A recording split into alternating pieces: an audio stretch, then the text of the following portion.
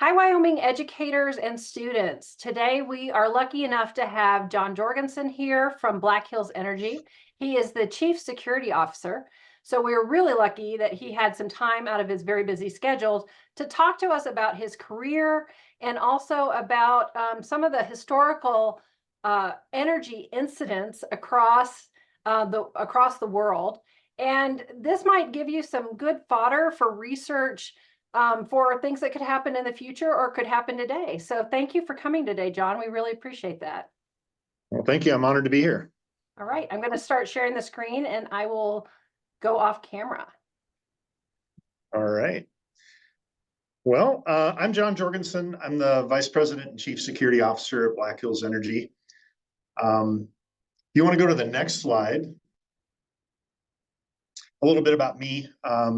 I've got probably a very unique background as to most folks in a C-level position. I never went to college, really spent my whole time in the industry before the industry really emerged. So if you look at, cybersecurity, when I started doing that back in the late 80s, there really wasn't a cyber anything. It was, I started at Citigroup actually, which is a large financial institution, third largest in the world. And, they really just had a data security group is all it was. And it was really managing mainframe systems. At that time, it was before folks had desktops in your office or even laptops. So I kind of date myself a little bit, but really, I was able to get the hands-on experience before academia caught up and before you started to see a lot of computer science degrees really kind of specialize. Really, that was about all you could get was computer science degree. There wasn't anything specific to security, for example. So my position really, it covers cybersecurity, obviously, as well as physical security. Security governance, risk, and compliance are teams that I have underneath me, as well as identity and access management. So that's kind of what my role is. Go to the next slide. A little bit about Black Hills Energy. You may know it in that we're one of the bigger energy providers in the state of Wyoming. We serve about 1.3 million customers across 8 states, going from Montana down to Arkansas. But if you take a look at the map there, you can kind of see the orange is the electric territory and the blue is the gas territory. We do have a little bit of territory in the Cheyenne area that overlaps where we have both gas and electric. But as you can see, there's a lot of customers that we serve. So it's about 1 million customers on the natural gas side of our utility across about 800 communities. And then on the electric side, about 214,000 customers across 60 communities. So that's a little bit about Black Hills Energy. And one little sidebar on that, I would say, is Black Hills Energy is one of the oldest electric companies, actually. It got started during the gold rush in the Black Hills area where our headquarters is in Rapid City, South Dakota. The lead area, the gold mine up there, was really kind of just past the turn of the century. Electricity was just starting to become a thing on the East Coast. Philadelphia and New York City was just starting to get industrial uses of it. It really wasn't in homes yet. But that's kind of the time frame when the gold rush kicked off, and some of the miners thought, wow, wouldn't it be nice if we could light this hole in the ground where we're looking for gold and not have to carry lanterns and all of these things. So at the time, the gold mines were starting to produce some cash from the gold that was being mined. And so that's how Black Hills Electric was born. It was one of the first electric companies, certainly one of the first this far west. So if we go to the next slide. Can I ask a question real quick? Sure. So, there's a large presence in Wyoming and if students were interested in getting into Black Hills Energy career, they're right next door to their communities, in a lot of their communities. What advice would you give to students if they wanted a career at Black Hills Energy or any energy company? Well, if you take a look at energy companies, they're a business. So really any of the typical careers, everything from accounting to lawyers to engineering, certainly security, cybersecurity. Really, there's a lot of different careers within our company. It takes quite a bit to do what we do in terms of serving energy for this many customers. So, what I would say is, you can certainly get onto our website and you can kind of see the kinds of jobs that are posted, but there's a lot of jobs also that we have in the field, really hands-on, working with electricity and working with natural gas. There's plumbing jobs, there's all kinds of welding jobs.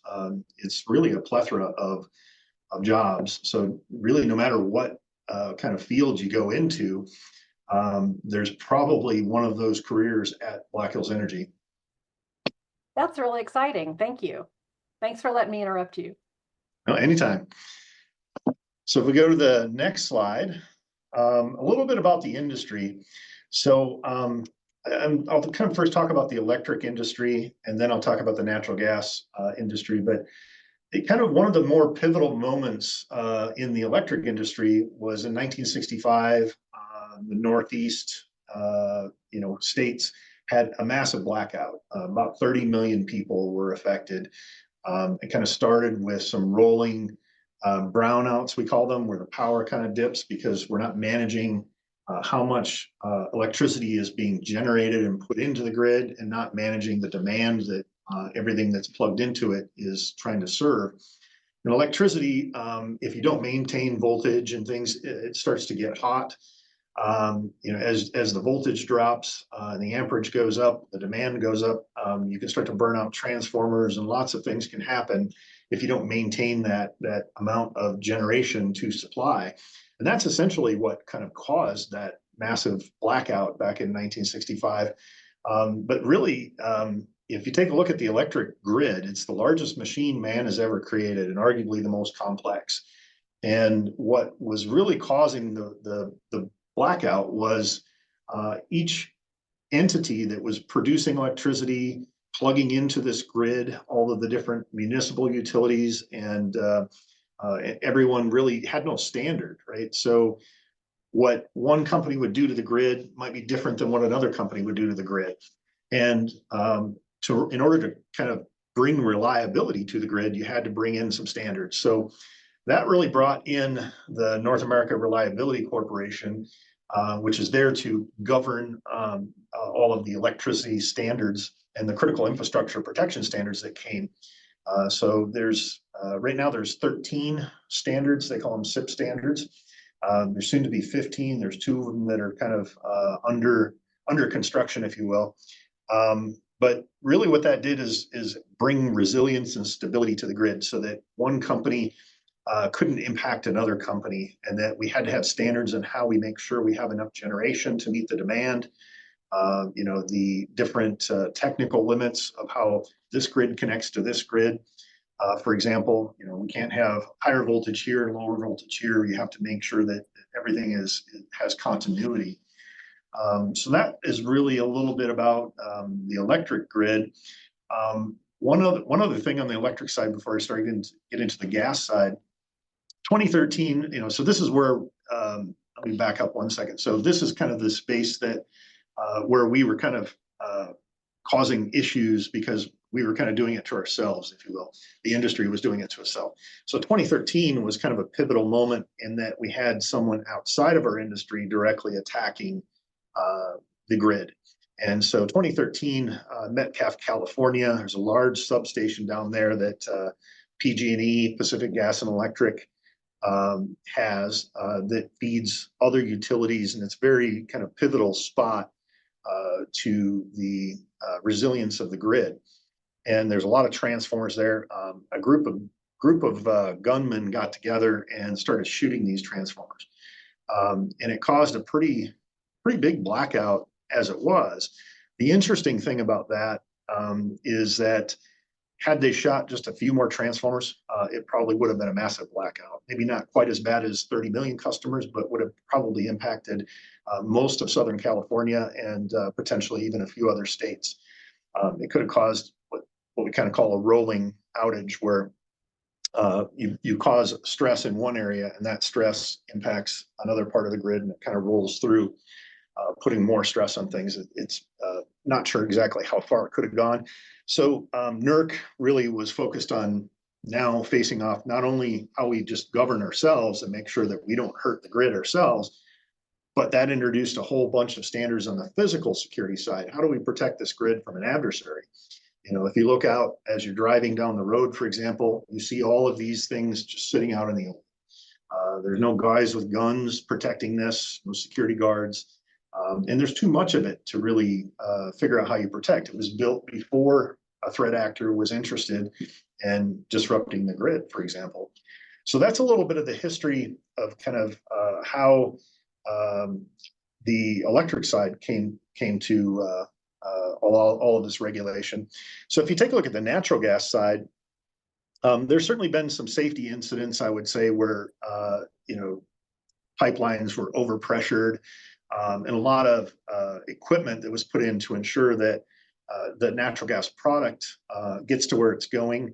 And there was some regulation.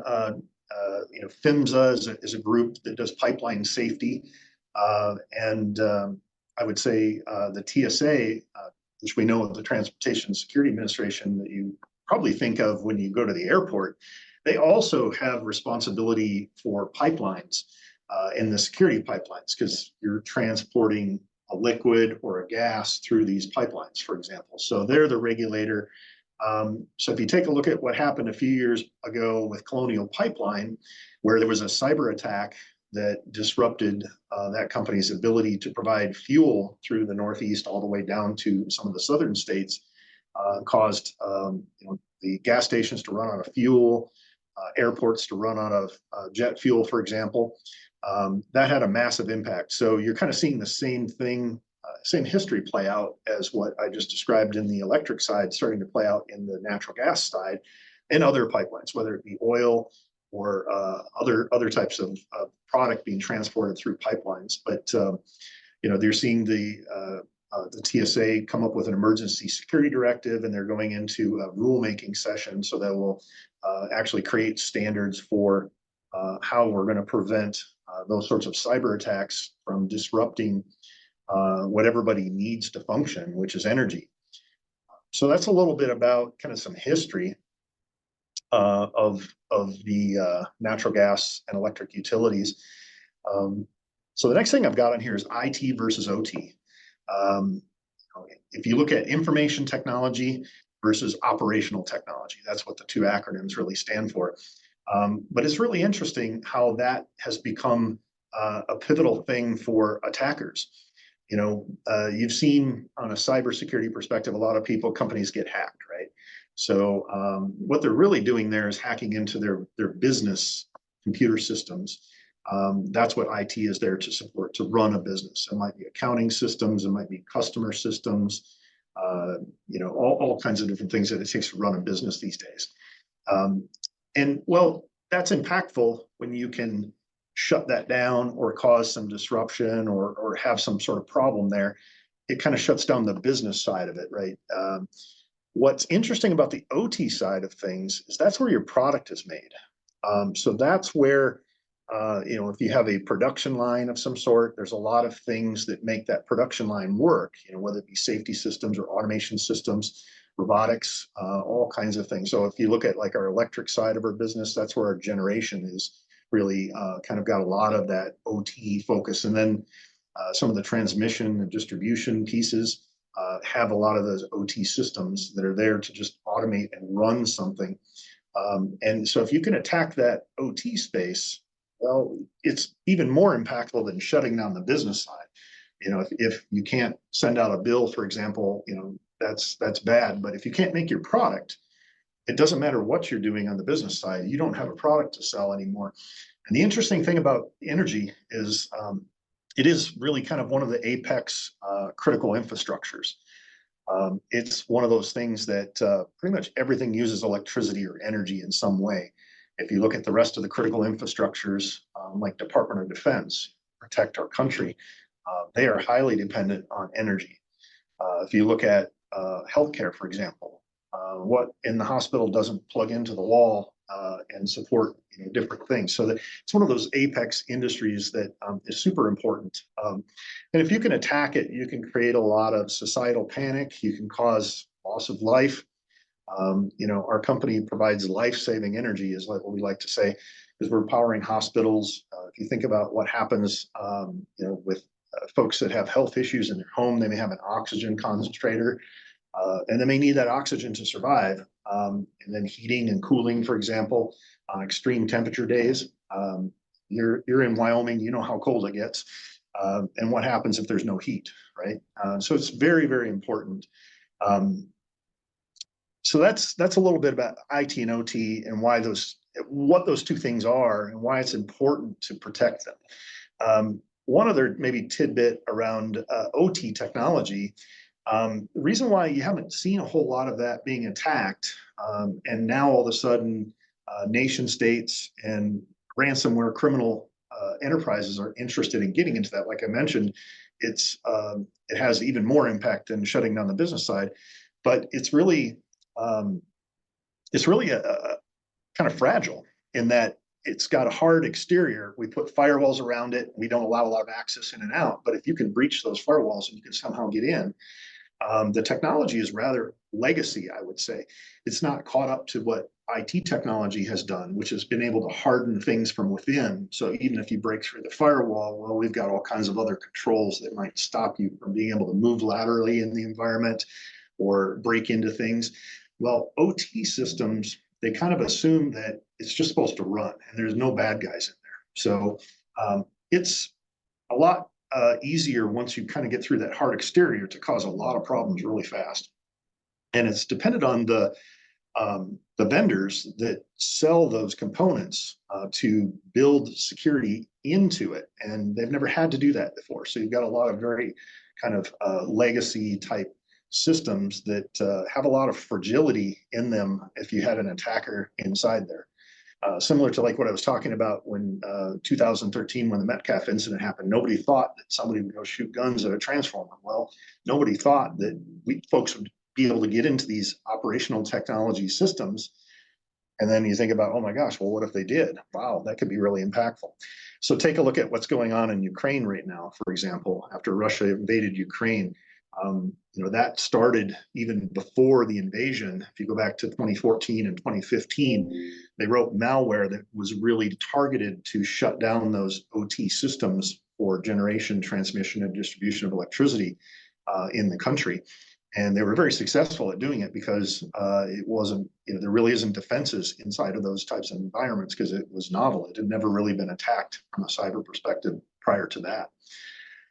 You know, this OT thing is really interesting and it affects a lot of industries, not just the critical energy infrastructure industry and the energy industry, but there are manufacturers across Wyoming that have, like, for instance, this is just an example, they might have like a giant metal cutting laser that is water to keep the heat down, right? And that might be a $75,000 or $100,000 machine, and it's run off a Windows PC, and maybe that Windows PC can't even upgrade to past Windows 7 or Windows 10, which is going to be end of life next year. So it's interesting for you to talk about this just from, I mean, it's not just the energy industry that uses OT, right? Even hospitals use OT, right? So I just Definitely, thank yeah, you, thank you for talking about it from the Ukraine standpoint. But I want students to really realize that OT is everywhere. yeah, OT is everywhere. Even in company buildings, like an elevator or ventilation system, HVAC systems, heating and cooling. They all have operational technology that monitors and manages the production of whatever that thing is supposed to do. And what's different about OT versus IT, I would also point out, is that when you buy something in the OT space, it's kind of like if you bought a refrigerator, right? You don't expect to have upgrade that refrigerator in 3 months or 6 months or 10 months like you do with software. And a lot of the hardware these days, the new thing, the next iPhone is coming out next year. So you're buying a new phone every year, that kind of thing. So OT is you kind of make a big investment in some of these, $1 million laser or, a gas combustion turbine to generate electricity. And that thing has got a service life of 30 to 50 years in a lot of cases. A lot of this OT technology was never designed to be ripped and replaced, updated like IT is. So it's much more impactful if you attack that, because that's an asset that you're expecting to be there for a long time. And it doesn't have the ability to be upgraded very easily. So it's pretty fragile from that perspective. If you didn't think when you bought something today, 30 years from now, who's going to try to attack it, it's kind of hard to go back and retrofit all of those controls and things to prevent somebody from doing something you never thought of when the thing was designed and built and bought. Well, let's see. I wanted to talk, I started touching on this a little bit, but kind of what's trending, nation state versus criminal actors. So a nation state is when a country, say Russia or China or North Korea or Iran, decides they're going to attack another country, say on a cyber perspective, a non-kinetic kind of impact, right? They can sit behind the keyboard, they can hire a bunch of people, or build a workforce that can just go see what they can do from the keyboard. That's kind of what nation states are, and they have various reasons for why they want to do these things. But essentially, you're fighting a whole country approach. And now that they're really attacking all of the different businesses and critical infrastructures, it's become a pretty big problem for us to defend what we have as a company. I always like to say I can't outspend a nation state, right? If they're determined to get into something, they probably are going to be able to be successful getting into it. So it's a totally different threat to critical infrastructure or to business or really anything that depends on technology, as opposed to the criminal actors. So if you take a look at the criminal actors, there's a lot of different kind of category of those types of folks, but they're just there really for a profit. They're going to smash and grab. They're not going to be very savvy necessarily about it. They're kind of going after companies that haven't invested very well in protecting themselves. You hear the old adage of you don't want to be the slowest person being chased by the bear. Well, that's kind of the criminal actor space, right? If you can provide reasonable protections, you can provide away from not being targeted directly by them, because you've got some basic things. They're going to find someone else that is lacking those things and hit them. But in criminal actors, we have criminal actors in the United States. We have criminal actors in other countries. They're really just there to make a profit. Ransomware just exploded onto the scene, about 5-6 years ago. It was like one of the hottest things, hottest new mechanisms. And if you don't know what ransomware does, it basically just you take control of your systems, your IT systems, because you've hacked into it, and then you hold it for ransom. So you can do that by deploying encryption, starts encrypting all of these systems, and then you got to pay me money, and I'll give you the key to be able to decrypt all of your systems to get back to normal.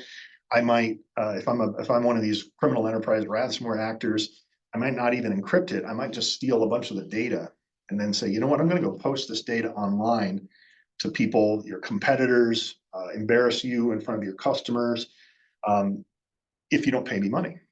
And so, they've got a lot of different other ways they're working on to try to hold those things for ransom. There's a thing called distributed denial of service, DDoS, where I might just have a bunch of systems, a botnet that goes and pings your website and all of your systems that you need to communicate with, and basically denies you access to those, because I'm overloading it with hundreds of thousands of devices, all trying to overwhelm that network with different vulnerabilities and things like that. So you're able to kind of take away something you're using, and then I'm going to maintain that attack until you pay me money.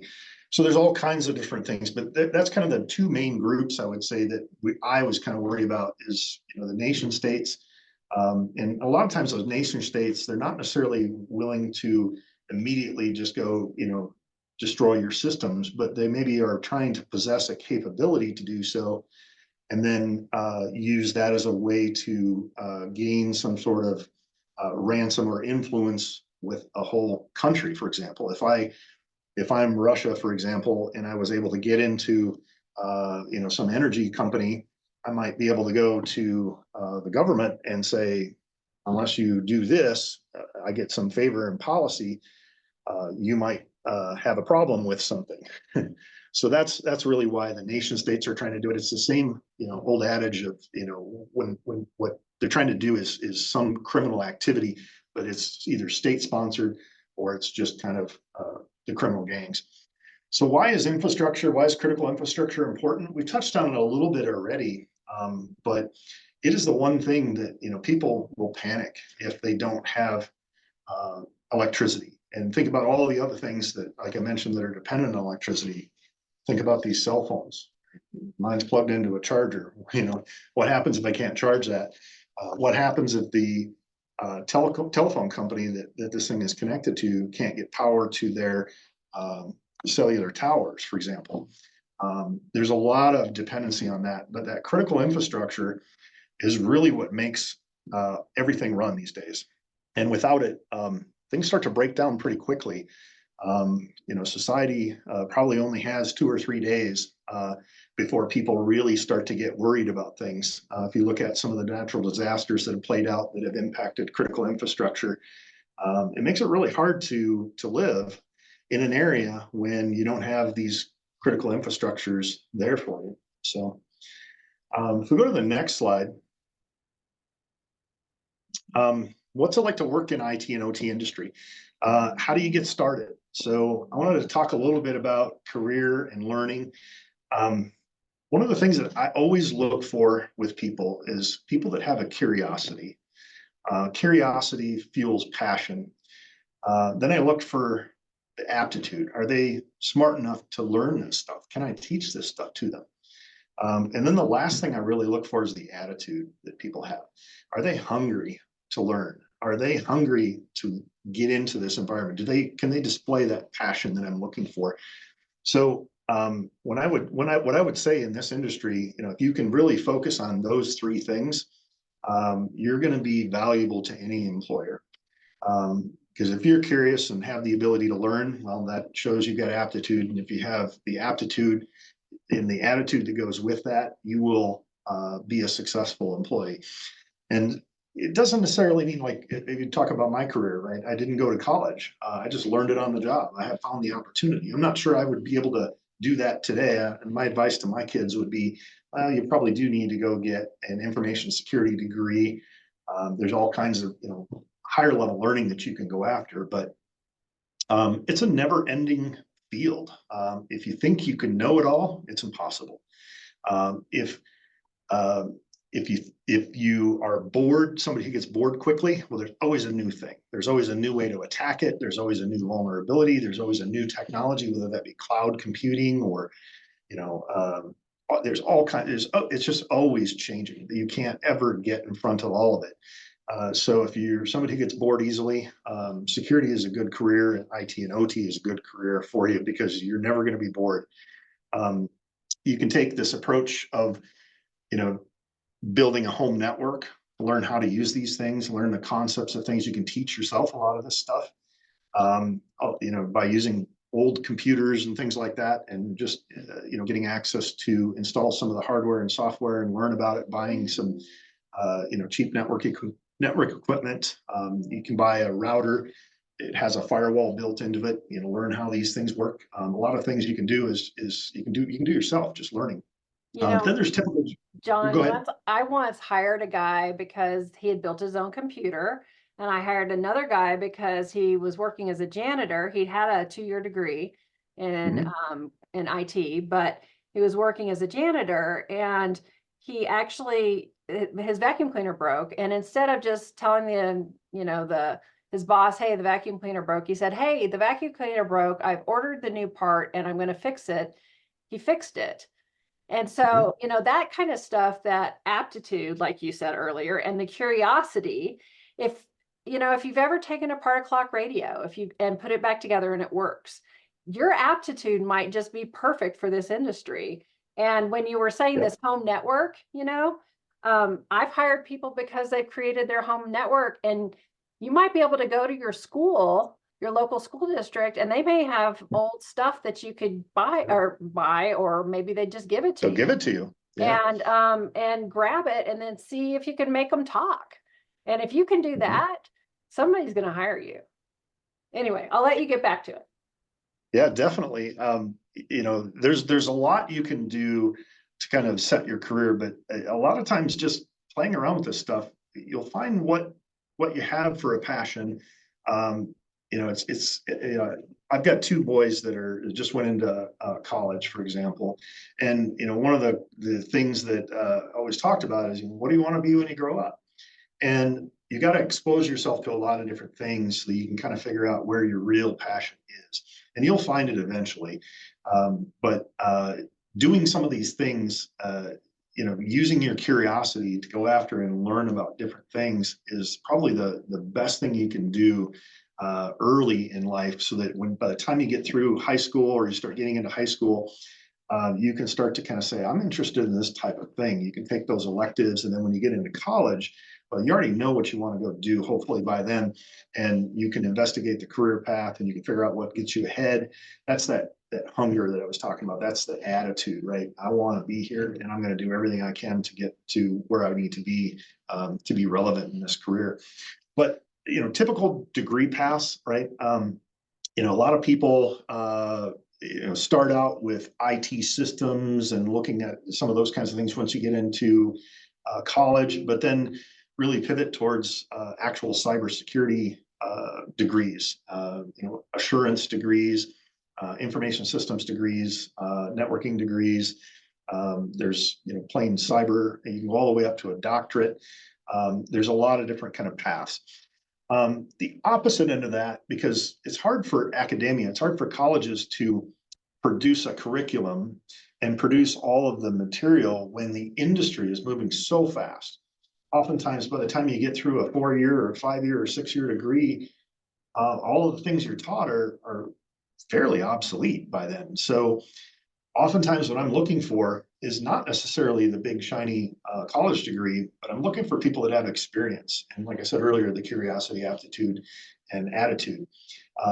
If they have some experience, sometimes that even trumps a degree, because that person really doesn't have the applied knowledge of what to do with this. So playing around with things in a home network, helping somebody build a website, or secure their internet connection with a router, and configuring things.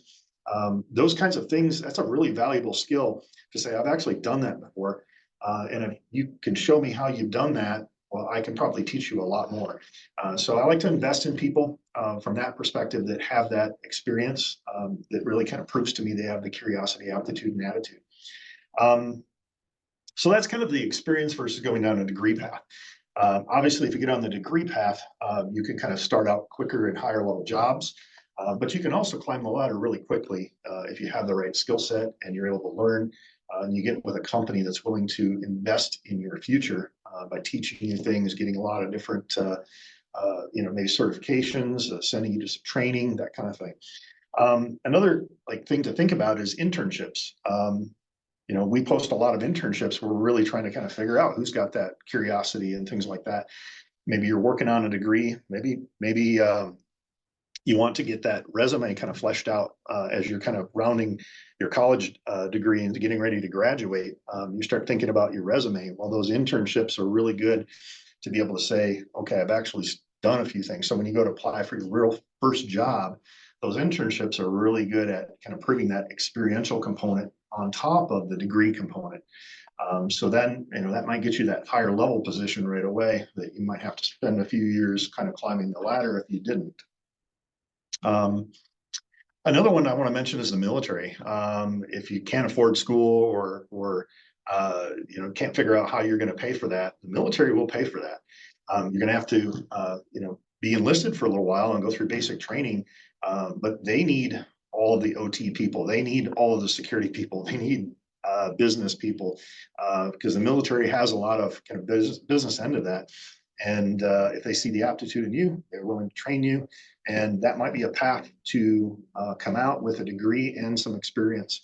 I really like to hire a lot of folks from the military because in security, a lot of what the military is doing is managing security. So they already come with a mindset of knowing how to attack and how to defend.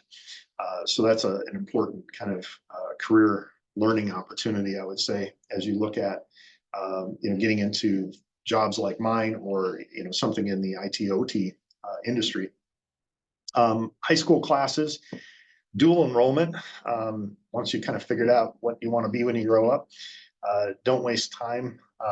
Go take some of those classes in a dual enrollment kind of environment. It gets a lot of the basic one-on-one classes out of the way and allows you to jump right into the thing that you're passionate about. And it also saves you a lot more money because once you get to college, you're paying the full price. The dual enrollment is kind of a much cheaper way to get those classes out of the way. And there's all kinds of different programs that help you even pay for the dual enrollment pieces of that. But that's a really good way to kind of get started with college. And then there's the tech schools. There's all kinds of schools that are not necessarily a college, but they're trying to teach you a trade. And certainly there's a lot of things, you can go look at networking. You can get kind of some of those basic skills that are really valuable from an experience perspective. They'll give you some experience on top of the training. So tech school is another one that I always kind of look for when I'm hiring people. Certifications. There's certification agencies like SANS. They offer a lot of really good training, and it's on the expensive side. But because it's expensive, means that you have to have the passion. You have to have a certain amount of know-how to get to that place. I'm not going to spend thousands of dollars on going after a certification with SANS if I don't have kind of the aptitude and the attitude and the curiosity and the passion and even some of the experience needed to get into those. I'm not going to spend that money. So for me as an employer, when I see SANS certifications, it really does mean something to me. I know that it was expensive, and I know that it means something. You're already passionate about it. Another one that's a really good certification is the ISC squared, which is a company that produces a lot of standards and things like that. But Certified Information Security Professional is what the CISP is. That's another one that's a rather difficult one to get. It has an experiential component. But some of these certifications are kind of on the higher end, but those are the ones that I look for if I'm looking for somebody. There's a lot of other certifications, I would say, beyond SANS and ISC squared. ISC squared, CISP, for example, if you're going to take a government job in cybersecurity, they're probably going to require a CISSP. If you don't have one, they'll help you get it. But there's all kinds of other ones, like the companies like Microsoft. They offer certifications in their products. A little easier to get. Pretty much, if you pay the money and go through the class, you're probably going to get it. There's some of them have some testing requirements, but they're less meaningful. But they may teach you a lot of good things, but they don't necessarily mean as much to me as an employer.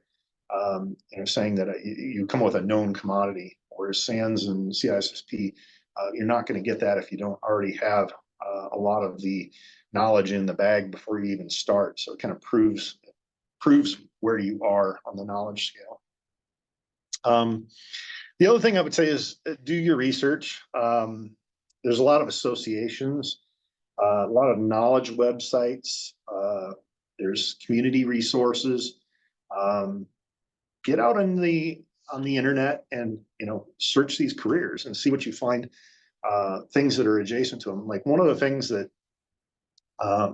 questions I always ask for folks applying for cybersecurity jobs is, how do you stay current? Well, one of the ways I do, and I've got a couple of these things here, the McRae Institute, they have a daily briefing, for example. And it's really just an aggregation of all the different news stories, who's been hacked, how did they get hacked, what's a new vulnerability.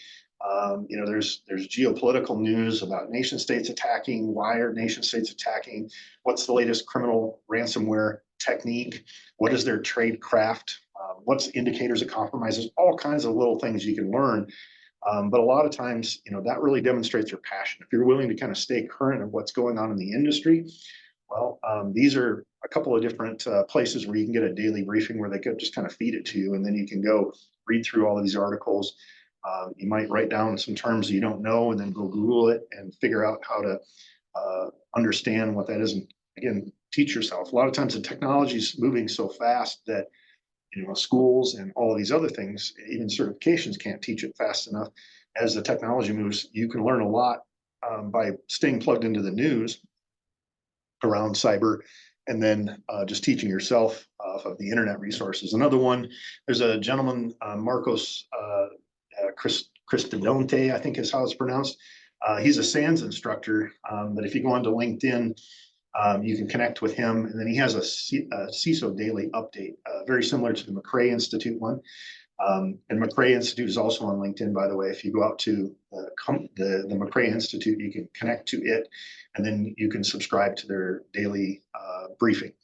But just a couple of really good ways to aggregate a lot of that news and kind of provide a lot of opportunities for you to learn what's hot, what's trending.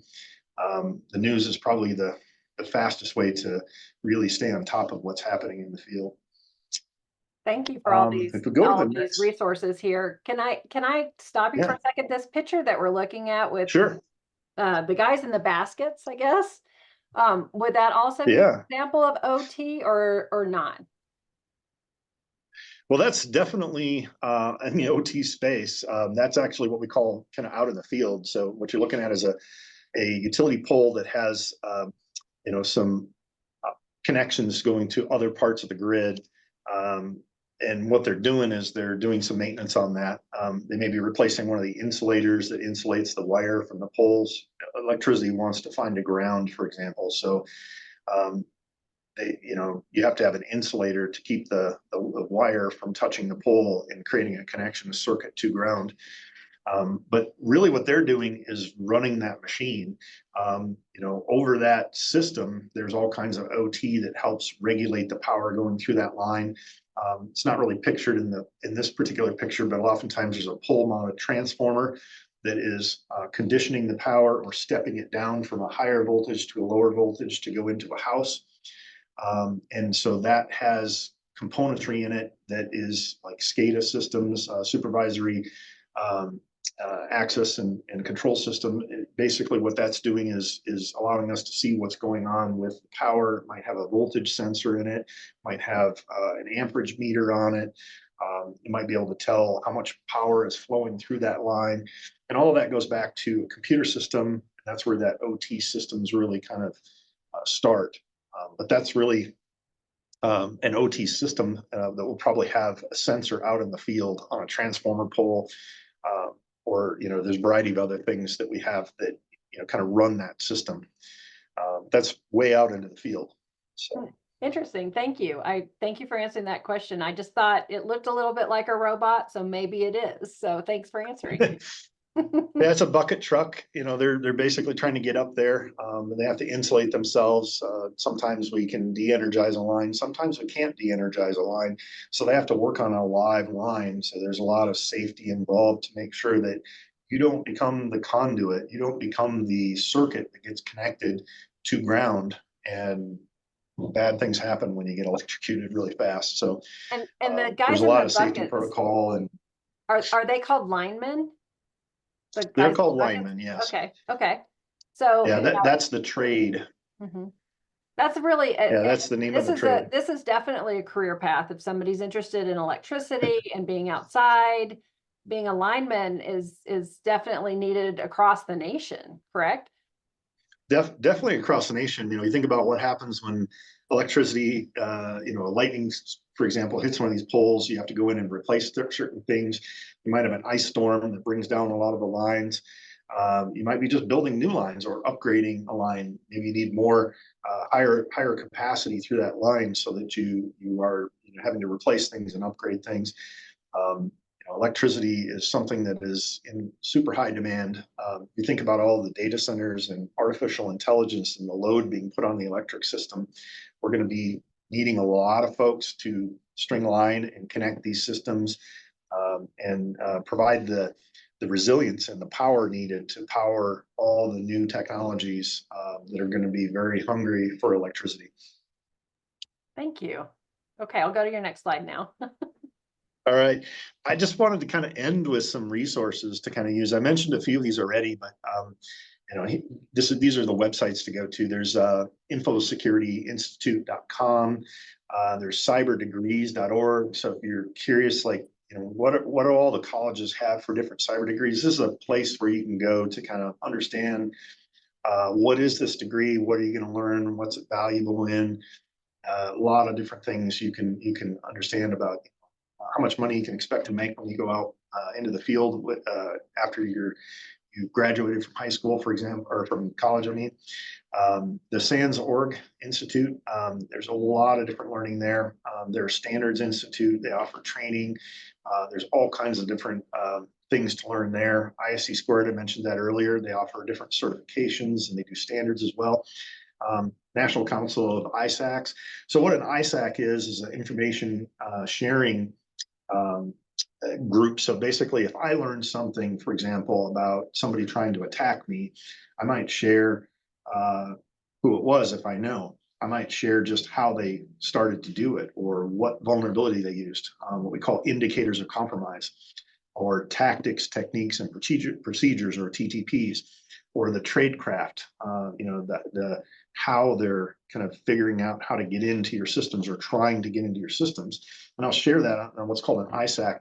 And they're usually industry related. So we have in the electric industry one called EISAC, Electric Information Sharing Group. So basically what that, you can connect to that thing if you're in that industry and learn a lot about how the attackers are trying to do different things. So if you go to the National Council, this is what really pulls all those critical infrastructures and all of those sharing groups together, so you can kind of see all the different places. And you can go into log into but you can go to the EISAC website, and there's a lot of basic information there. But you have to become a member then if you're in that industry, and then you get kind of that inside information, which is a really interesting thing. But the ISACs is something to learn about because you can see a lot of kind of what's going on there as well. Then there's that Auburn University McRae Institute that I talked about earlier. That McRae Institute is really they've got a lot of different things beyond just the kind of pulling together of the news sites. It's also a university as well that focuses on cybersecurity. So that's what I've got. Thank you so much for coming on. This has been very informative and really interesting, and all the way from history to careers, being a lineman, to resources. I think it'll give our students and our teachers a great head start on, their Cyber in a Box School Video Challenge topic of securing Wyoming's critical energy infrastructure. So thank you so much, John, for coming on today. It's been a real pleasure. Yeah, I really enjoy, trying to invest in the talent of the future. What we need today for talent is not what we're going to need tomorrow. So it's really important that we give back and give people as much of an advantage as they can to figure out how they can come into the workforce and be valuable. Thank you so much. I appreciate it.